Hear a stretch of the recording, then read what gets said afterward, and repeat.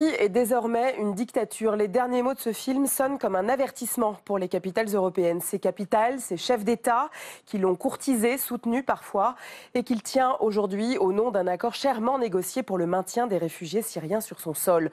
Au nom également d'une lutte contre un ennemi commun, Daesh, qui cache aussi une lutte personnelle contre la minorité kurde. Erdogan, un pouvoir sans partage, nous allons en débattre avec mes invités, mais il n'a pas été possible de réunir tous les protagonistes de ce débat sur un même plateau.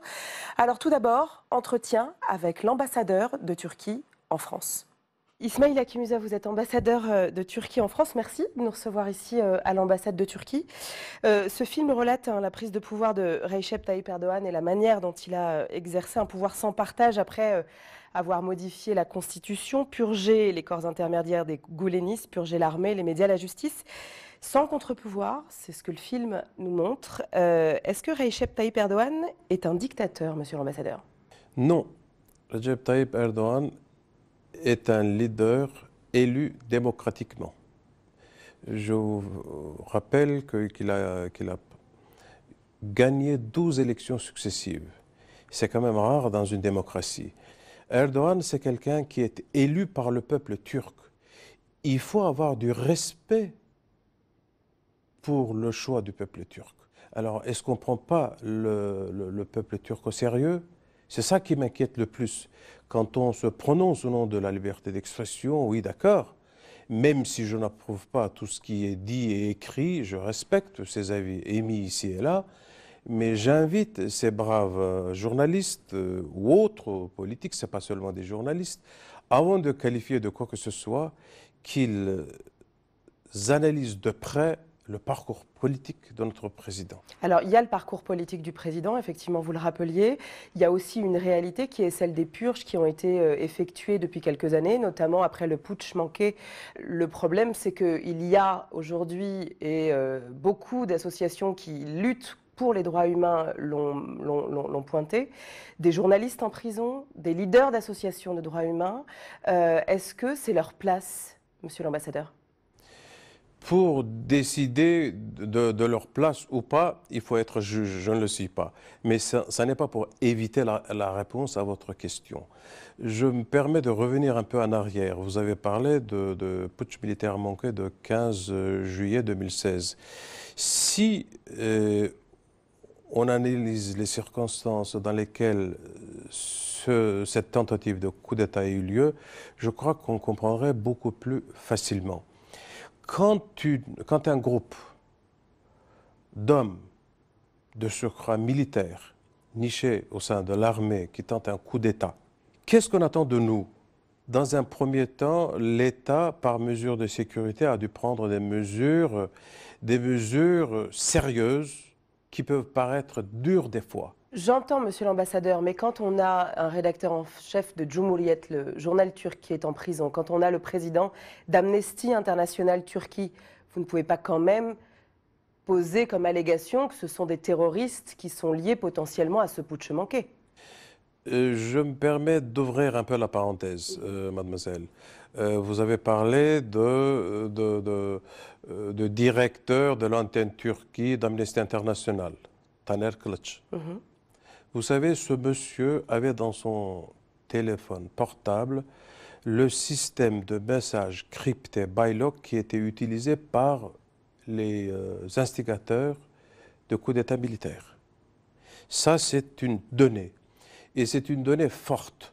Une bonne partie des personnes qui étaient impliquées dans cette tentative, ils utilisaient ce moyen de communication. Cela étant, au-delà de cette évaluation de nature générale, ce que je pourrais vous dire, c'est que la justice fait son travail. Si certaines personnes, dont le directeur Amnesty International et autres rédacteurs en chef de certains journalistes qui sont en prison, il y a une décision de justice. Il faut s'attendre à ce que la justice fasse son travail. Alors, il y a également des représentants de partis pro-kurdes qui ont été arrêtés. Est-ce que le droit des minorités en Turquie et leur représentation politique est une priorité? Il n'y a pas de minorité kurde en Turquie, mademoiselle. Les Kurdes sont des citoyens à part entière de notre pays. Nous avons fondé cette république avec nos citoyens kurdes, citoyens d'origine kurde. Mhm. Nous étions côte à côte dans les fronts. On oublie ça très souvent. On essaye d'inventer une question fictive, ici et là. Il n'y a pas de problème entre les Turcs et les Kurdes. Il y a un problème de terrorisme auquel nous faisons face, Turcs et Kurdes en Turquie. Par ailleurs, la Turquie s'est engagée dans la coalition contre Daesh en Syrie. Tout à fait. On vous accuse d'avoir profité de la bataille contre cette organisation, donc de l'État islamique, cette organisation terroriste, pour justement bombarder des populations kurdes. C'est une logique exceptionnelle, dirais-je, pour ne pas dire bizarre. La Turquie n'a pas besoin de faire un lien quelconque pour lutter contre le terrorisme issu des PKK. Aujourd'hui, notre pays, il lutte d'une manière efficace au sein de la coalition internationale contre le Daesh et en même temps contre le terrorisme issu de PKK. Alors, la Turquie a signé un accord avec l'Union européenne pour le maintien des réfugiés, notamment syriens, sur son sol et éviter une nouvelle crise migratoire comme celle que l'UE a connue à l'été 2015. Cet accord implique le versement de 6 milliards d'euros au titre de la participation à la prise en charge des réfugiés par les pays européens. On vous accuse par cet accord de tenir un peu en otage l'Europe. Décidément, on nous accuse toujours. Pas de problème, je vais vous répondre. La crise migratoire issue de la crise syrienne, au fond, qu'est-ce que c'est? Moi, mon évaluation en la matière est la suivante. Cette crise migratoire était une crise existentielle, je n'exagère pas, pour l'Union européenne. Je me demande si aujourd'hui le système Schengen pourrait fonctionner s'il n'y avait pas cet accord. Donc cet accord, il faut le saluer. Il faut saluer l'humanisme dont la Turquie a fait preuve dans toute cette histoire-là. Aujourd'hui, en Turquie, il y a 3 400 000 réfugiés de Syrie. Ça n'est pas de chantage du tout, je vais m'expliquer. C'est une question cruciale qui est évoquée très souvent. On me la pose à moi aussi. Là, il n'y a pas de chantage. Vous avez parlé de 3 et plus de 3 milliards d'euros. Vous savez, est-ce que vous avez une idée de ce que la Turquie a dépensé de ses propres moyens? 31 milliards de dollars. 31 milliards de dollars jusqu'à aujourd'hui. Qui est-ce qui l'a payé? C'est la Turquie elle-même qui l'a payé. La contribution internationale des Nations Unies et des organismes internationaux, ça ne va pas au-delà de 600 millions de dollars.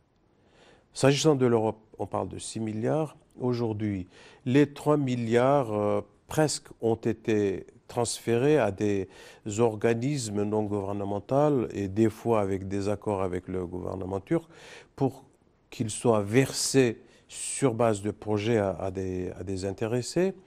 Et les 3 autres milliards, on en parle. Vous ne les avez pas reçus? Pas du tout. Quand on nous parle de chantage, il faut de l'humilité.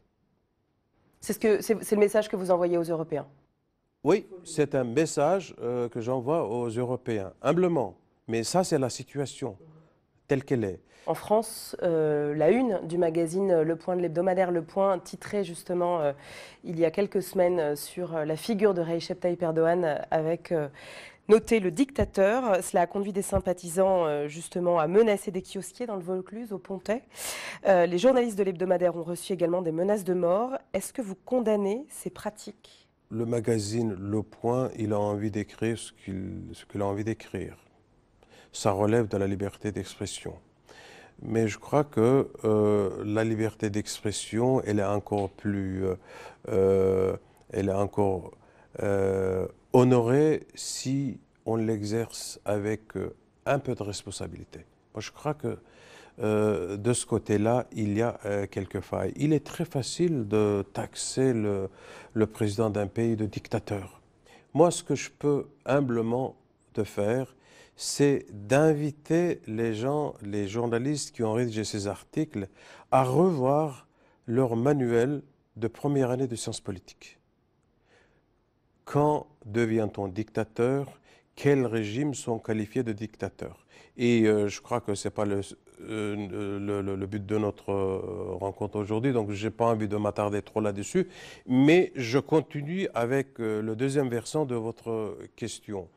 Vous avez parlé des journalistes qui avaient fait part des menaces en leur rencontre, des sympathisants, entre guillemets, de Recep Tayyip Erdogan. Est-ce qu'il y a eu une plainte quelconque qui était déposée auprès du procureur de la République? Est-ce qu'il y a eu une plainte qui était déposée devant la gendarmerie de Pontet? Non. J'entends, vous avez bien vu les vidéos des kiosquiers qui ont été menacés de devoir retirer cette une. Ce sont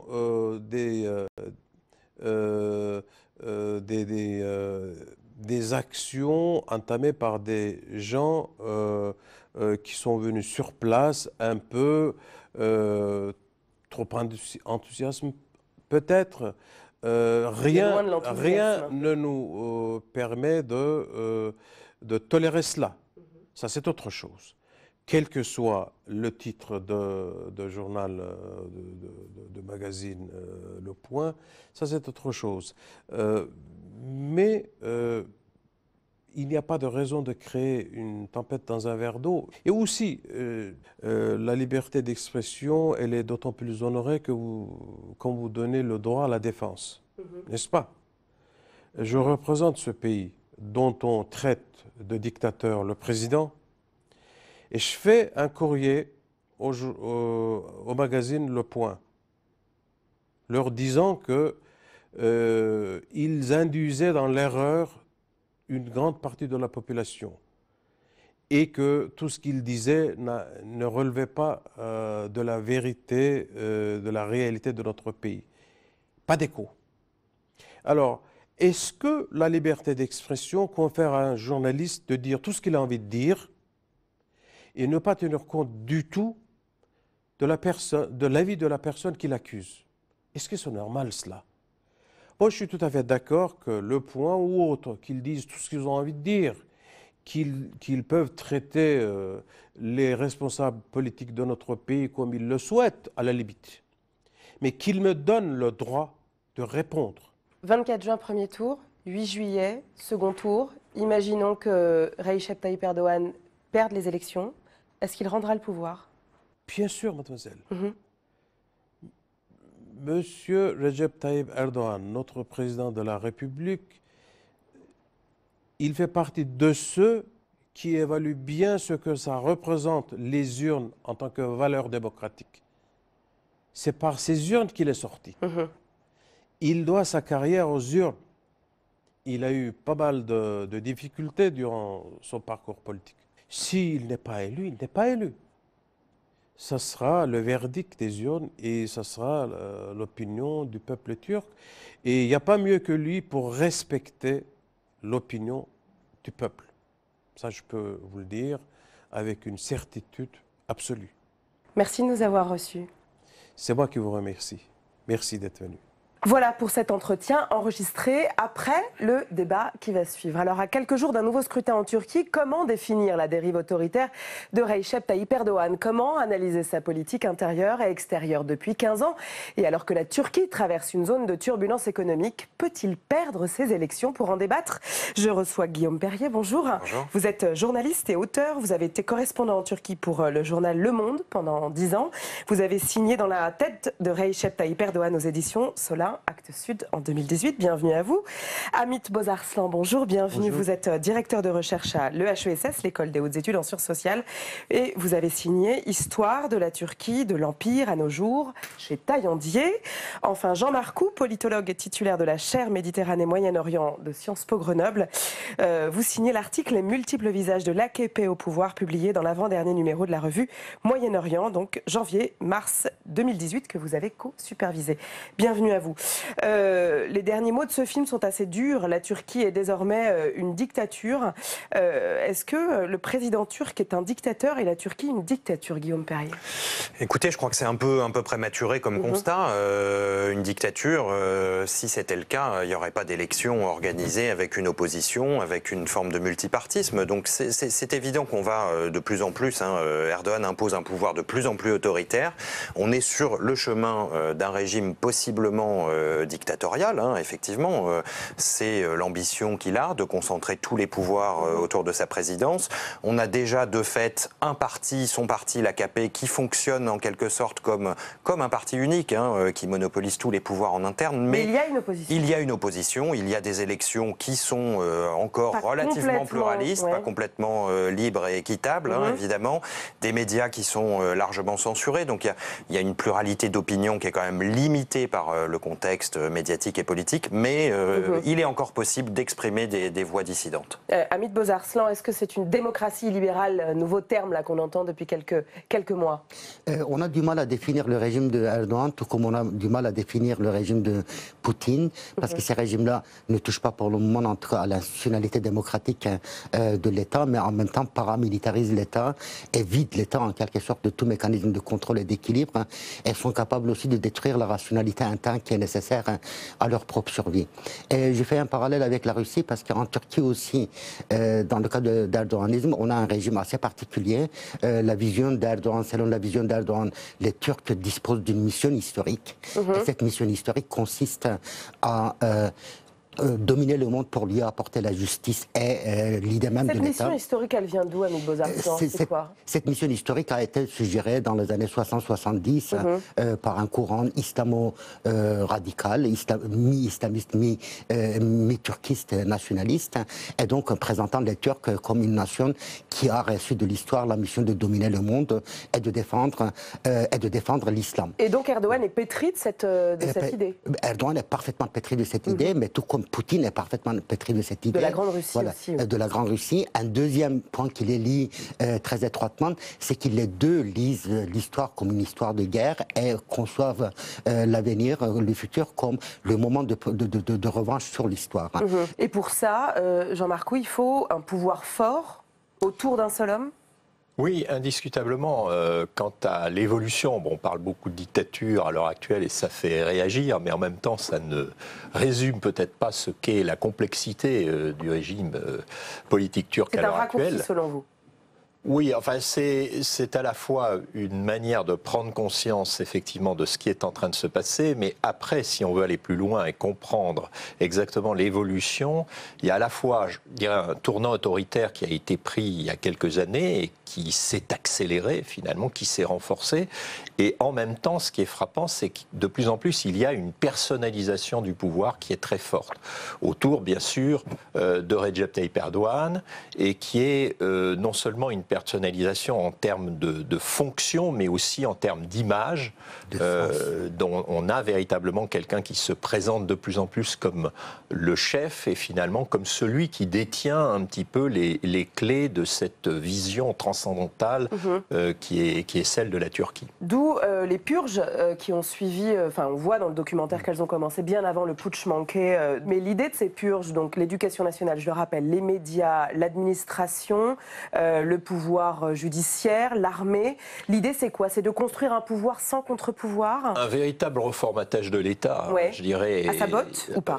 Oui, parce qu'il y a un contrôle extrêmement fort sur les nominations des nouveaux personnels qui sont mis en place et sur, je dirais, la marginalisation d'un ensemble de toute une classe de personnel à la fois politique. Il n'y a pas seulement d'ailleurs une purge à l'intérieur de l'administration publique, il y a une purge dans la société civile, il y a une purge par exemple dans les milieux d'affaires, on l'a vu, et il y a également une purge à l'intérieur même du parti, puisque quand vous regardez ce qui s'est produit, l'évolution de l'AKP depuis qu'il a été créé au début des années 2000, eh bien on s'aperçoit que la plupart des premiers compagnons de route de Recep Tayyip Erdogan ont disparu, en tout cas de la vie politique, et que même la deuxième génération aujourd'hui a disparu. Donc il y a il y a à la fois une transformation, mais aussi un reformatage de l'État qui amène effectivement, qui va servir un nouveau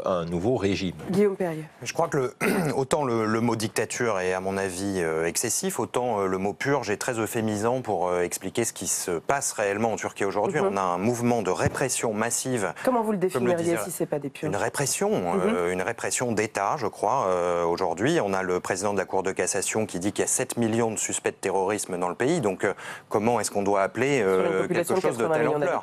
Voilà, donc un habitant sur 10 en Turquie serait un terroriste, selon les plus hautes autorités judiciaires du pays. Reste à savoir quelle est la définition du terrorisme selon le pouvoir en place. Bien sûr. Alors aujourd'hui, on a évidemment une criminalisation de l'opposition politique qui débouche sur un qualificatif de terrorisme à toutes les sauces. Mais je crois que quand on parle de ces purges, ce qui est important, c'est quand même de rappeler qu'il y a une volonté de la part du pouvoir actuel de nettoyer totalement l'appareil d'État de toute présence ou de toute influence des gulenistes, donc cette confrérie de Fethullah Gülen qui avait pris une place démesurée au sein de l'État grâce à Recep Tayyip Erdogan qui les avait installés. Et il faut comprendre aussi que ce phénomène de purge finalement est une manière permanente de fonctionnement de l'État turc. Ça n'a pas commencé avec Erdogan. Souvenons-nous, dans les années 90, il y avait des purges menées à l'époque par les laïcs, par les militaires, contre les islamistes. Et Erdogan a lui-même été une victime de ces purges de l'époque. Hamid Bozarsan, est-ce que l'armée a été mise au pas par Erdogan? Nous ne le savons pas. Nous ne le savons pas encore parce que l'armée a toujours été une boîte noire en Turquie. On a vu récemment, effectivement, avec le coup d'État, que des coalitions peuvent se former. Une chose est certaine, Erdogan, aujourd'hui, va dans le sens de l'armée. Mais l'armée est profondément kémaliste à la base. Elle est attachée à la laïcité. Donc, est-ce qu'il n'y a pas là une alliance presque contre nature? Je pense que là aussi, il y a un phénomène sociologique que nous maîtrisons très très mal. Nous le maîtrisons très mal parce qu'effectivement, les dernières générations d'officiers ne viennent pas nécessairement de cette ancienne école kémaliste. On sait que le chef d'état-major actuel est très proche d'Erdogan. On sait que certains généraux ont participé aux funérailles des intellectuels ultra-islamistes. Donc là, j'ai l'impression qu'il y a quelque chose qui se passe. Donc pour le moment, j'ai l'impression qu'on ne peut absolument pas savoir qu'est-ce que l'armée va faire demain et quelle fraction de l'armée. Alors il y a un autre protagoniste dans ce dossier turc, c'est l'Union européenne. On l'a vu dans le film, les capitales européennes ont longtemps en fait un petit peu fait la cour à Recep Tayyip Erdogan jusqu'à ouvrir des négociations d'adhésion qui se sont complètement enlisées quelques années plus tard, jusqu'à se terminer par une fin de non-recevoir avec Nicolas Sarkozy en 2007, pour qui il était hors de question qu'un pays musulman intègre l'Union européenne. Qu'est-ce qu'on peut dire de cette position des capitales européennes vis-à-vis d'Ankara? Est-ce qu'elles ont été un petit peu complices de cette dynamique autoritaire, Jean-Marc Hou? Est-ce que, aussi, quand on voit le dossier syrien, elles ont été peut-être un peu complices au nom en fait, de la lutte contre Daesh?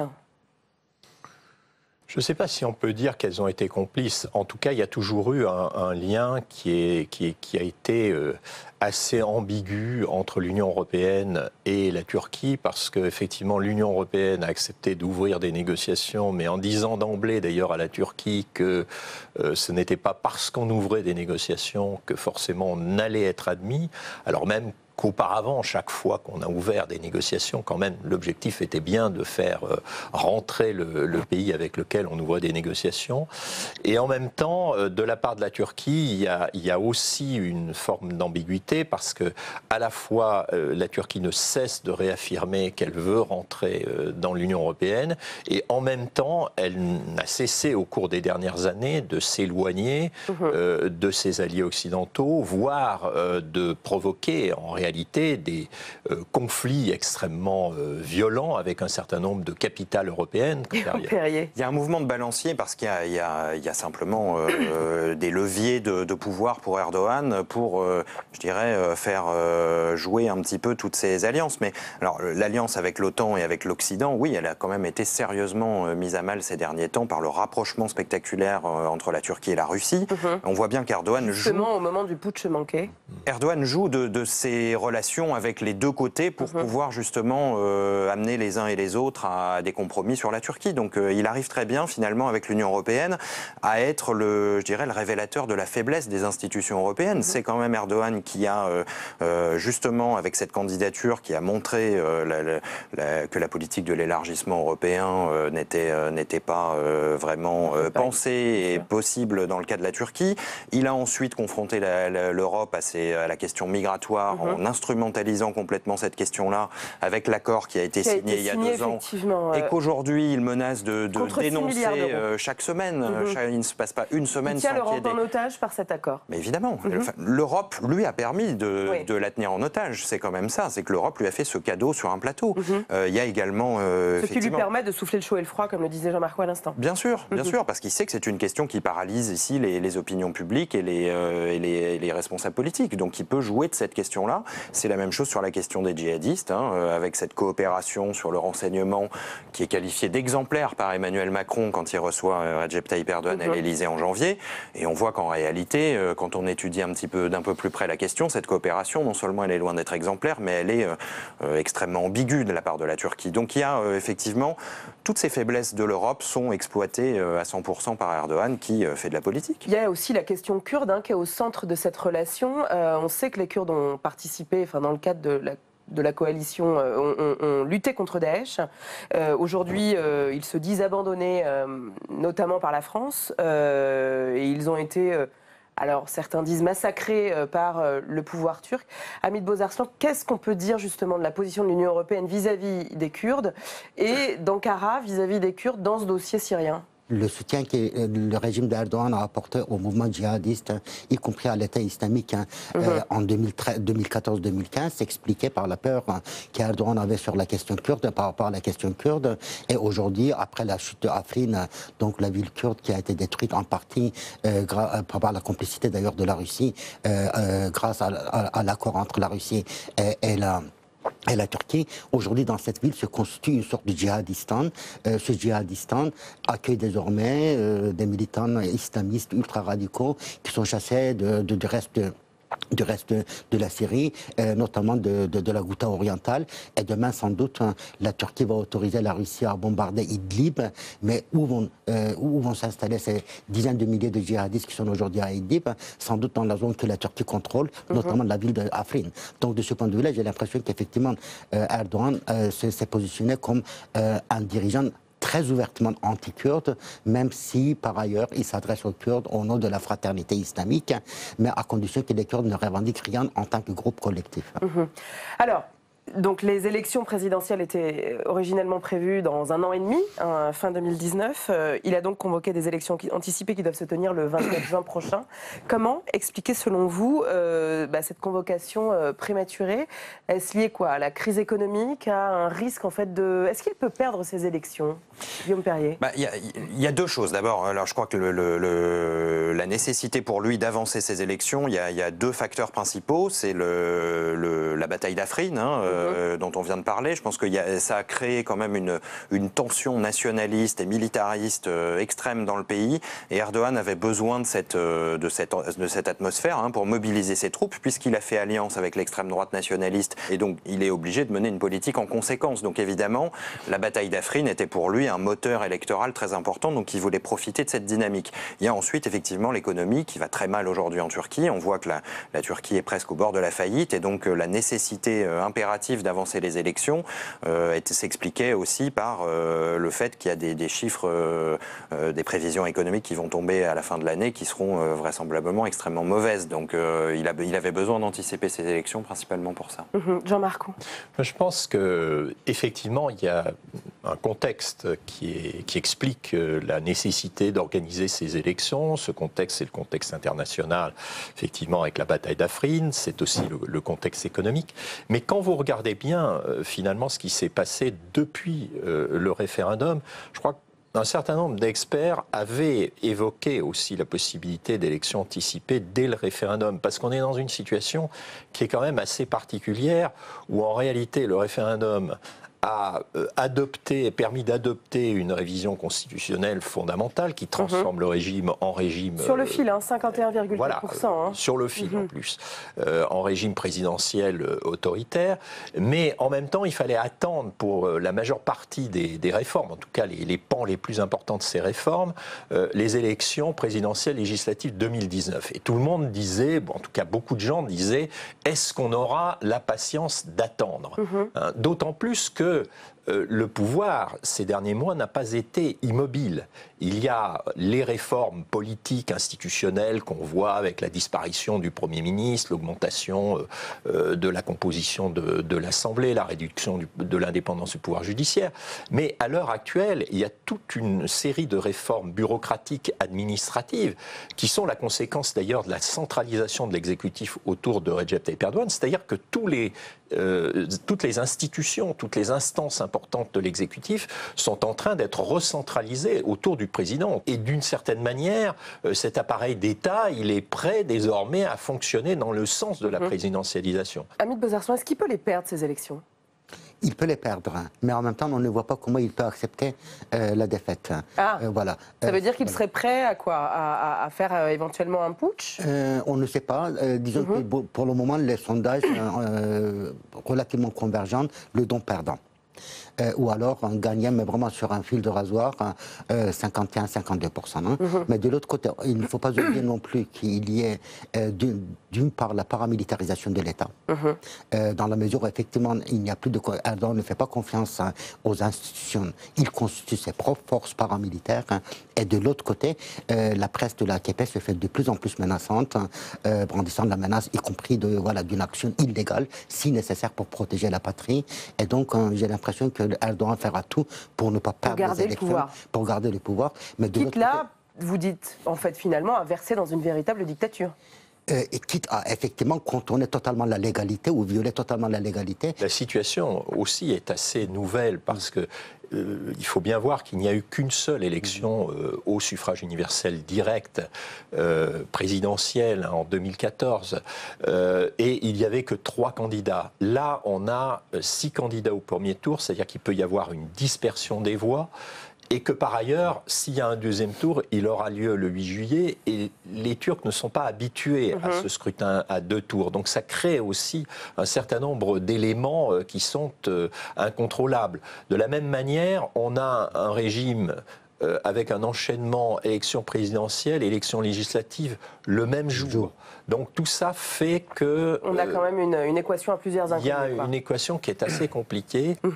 Alors en France, on a vu des sympathisants de Erdogan menacer des kiosquiers pour retirer donc une une du Point qui affiche le visage du président turc désigné donc comme un dictateur. On voit les images de cet employé en fait de l'entreprise JC Deco qui s'occupe justement des affichages, qui est au Pontet, donc dans le Vaucluse, et qui a été menacé donc et qui a dû l'enlever. Est-ce à dire que les réseaux AKP ont infiltré l'Union européenne, la France, et que du coup ils peuvent faire pression aussi sur donc les Turcs, sur le pouvoir français? Quels sont ces réseaux, Guillaume Perrier? Bien sûr, enfin, ça fait quelques années qu'on le dit, qu'on l'écrit déjà. Voilà, ça n'a sans doute pas suscité une attention suffisante, mais effectivement, il faut refaire un petit peu de chronologie. Depuis 2007, les Turcs de l'étranger ont obtenu le droit de vote, si je ne m'abuse, c'est 2007, c'est bien ça. Et ils représentent 3 millions de votants. Oui, c'est ça. Et donc Erdogan, d'Istanbul, dont 2 tiers en général, étant donné la sociologie politique, 2 tiers à peu près en Europe de l'Ouest votent plutôt pour Erdogan et son parti. Donc il a très vite compris que c'était un réservoir de vote extrêmement important, en plus effectivement d'une arme politique pour négocier sur des dossiers particuliers avec les Européens. Donc oui, Erdogan a restructuré cette diaspora, l'a encadrée très sérieusement avec des organisations comme l'UETD, donc qui est cette extension de l'AKP en Europe. C'est l'Union des démocrates turcs européens, c'est une association qui se dit apolitique. C'est ça, mais qui n'a rien d'apolitique puisque son président Zafer Sarakaya va être candidat là, pour un poste de député. Il y a des organisations plus proches de la société civile, d'autres avec un rôle plus politique, des médias alternatifs, de réinformation, comme on dit dans ces milieux-là. D'autres diraient fake news, mais... Voilà, c'est ça. Donc oui, effectivement, il y a une structuration de la diaspora franco-turque, et germano-turque par ailleurs, qui est extrêmement importante. Et quels sont les risques, Hamid Bozarslan, pour les ressortissants turcs du coup en Europe? Il y a un contrôle au même titre, enfin, on peut risquer les mêmes purges que ce qu'on a pu voir en Turquie, en Europe, en Allemagne, aux Pays-Bas par exemple? On a vu déjà en 2015-2016 des menaces tout à fait réelles. La communauté de Fethullah Gülen avait un journal et les abonnés de ce journal ont reçu, y compris en France, des menaces. Le journal a été obligé de fermer. Donc non, je pense qu'effectivement là on voit qu'il peut y avoir des politiques de pression contre les ressortissants opposants. Et j'ai l'impression aussi ce discours sur le terrorisme. Effectivement, voilà, classer la société, la diaspora en deux. D'un côté, les terroristes qui seraient les ennemis de l'État. De l'autre côté, l'obligation d'allégeance à l'État et par conséquent aussi à l'homme qui incarne l'État et la nation. Donc tout ceci, ça crée quand même pas mal de tensions. Alors, dernière question. On voit bien que la question de l'islam politique se pose au travers des réseaux de l'AKP. Est-ce que vous diriez que Erdogan est devenu peut-être le héros, le symbole d'un islam politique dans le monde, un leader de la communauté islamique? Et par ce fait, est-ce qu'il liquide l'héritage de Mustafa Kemal Atatürk, Jean-Marc Roux? Je crois que c'est plus complexe que ça, parce que dans ce qu'on a constaté finalement au fur et à mesure de ces évolutions, c'est qu'il y a aussi une dimension nationaliste qui est très forte et qui emprunte un petit peu à tous les visages du nationalisme turc, c'est-à-dire visage turcique en quelque sorte, visage néo-ottoman, visage même kémaliste, puisqu'on a vu que lors de la dernière fête nationale, Recep Tayyip Erdogan avait expliqué que Mustafa Kemal n'appartenait à personne et qu'il faisait partie de l'histoire turque et de la nation turque. Donc je crois que c'est ce qui se passe à l'heure actuelle, plus que simplement de l'islam politique, est une sorte effectivement d'islamo-nationalisme. Oui, c'est central et je crois que de toute façon, on a effectivement des a priori très idéologiques pour décrire ce qui se passe en Turquie, mais la caractéristique principale du pouvoir d'Erdogan, c'est son pragmatisme, c'est son opportunisme. Le fait qu'à chaque circonstance électorale, il rebat les cartes, il recrée un équilibre différent avec une force politique ou une autre. C'est-à-dire qu'une fois, il est pro-européen, ensuite il s'associe avec les gulenistes, ensuite avec les nationalistes. Il recompose le paysage politique autour de lui, il divise. On voit qu'il réduit le débat politique à sa plus simple expression. Aujourd'hui, c'est tamam ou devam, c'est-à-dire on continue ou on arrête. Donc voilà, mais le débat sur le fond, il n'y en a pas. Il n'y a pas de programme, il n'y a pas de vision, il n'y a pas de vision diplomatique, économique, ni quoi que ce soit. C'est avec Erdogan ou sans Erdogan, c'est le seul programme de tous les candidats. Donc voilà, je crois qu'aujourd'hui, Erdogan a réussi parfaitement, à coup de menaces, de divisions, de polarisation, à recomposer en permanence le paysage autour de sa personne et à réduire donc toutes les idéologies à de la figuration, finalement. C'est ça qui se passe. Hamid Bozarslan, vous aurez le mot de la fin. Oui, le mot de la fin, effectivement, en 2002, quand Erdogan est venu au pouvoir, on vivait un double processus de déradicalisation. Or, depuis 2007, mais surtout depuis 2011, on a l'impression qu'on vit une période de ré-radicalisation de l'AKP, mais cette fois-ci en tant que maîtrisant tous les leviers de l'État, et cette ré-radicalisation exige des tensions. Donc vous voyez, effectivement, il y a cette capacité de diviser constamment la société, mais cette division signifie aussi que le parti se radicalise, le régime se radicalise, et perd aussi à un moment donné la maîtrise de la radicalité qu'elle-même, qui lui-même il a créée. Et donc on a l'impression que voilà, la tension est devenue le mode de gestion, le principal instrument de durabilité du pouvoir, mais cela peut ne pas durer. Tout cela peut ne pas durer. Donc rendez-vous le 24 pour avoir les résultats du premier tour, si toutefois il est réélu au premier tour ou pas, ou alors le 8 juillet. Merci à tous. Alors pour prolonger, je rappelle quelques livres. Dans la tête de Recep Tayyip Erdogan, c'est vous Guillaume Perret qui l'avez signé aux éditions Actes Sud, c'est paru en 2018. Histoire de la Turquie de l'Empire à nos jours, Hamid Bozarslan, c'est chez Taillandier. Les multiples visages de l'AKP au pouvoir, c'est la revue Moyen-Orient, la revue numéro 37 de janvier-mars 2018. La nouvelle Turquie d'Erdogan à Metinçel aux éditions La Découverte. Et enfin, La Turquie en 100 questions de Dorothée Schmidt. C'est paru chez Taillandier également. Voilà, c'est fini, mais pas de panique. Vous pouvez revoir documentaires et débats en replay et à l'envie sur notre site publicsena.fr. N'hésitez pas à réagir et à commenter sur notre hashtag UMED. Merci à Aurélie Dafas et à Alexandre Delirieux d'avoir préparé cette émission. On se retrouve la semaine prochaine pour interroger notre monde en doc. Très belle semaine à tous. Ciao.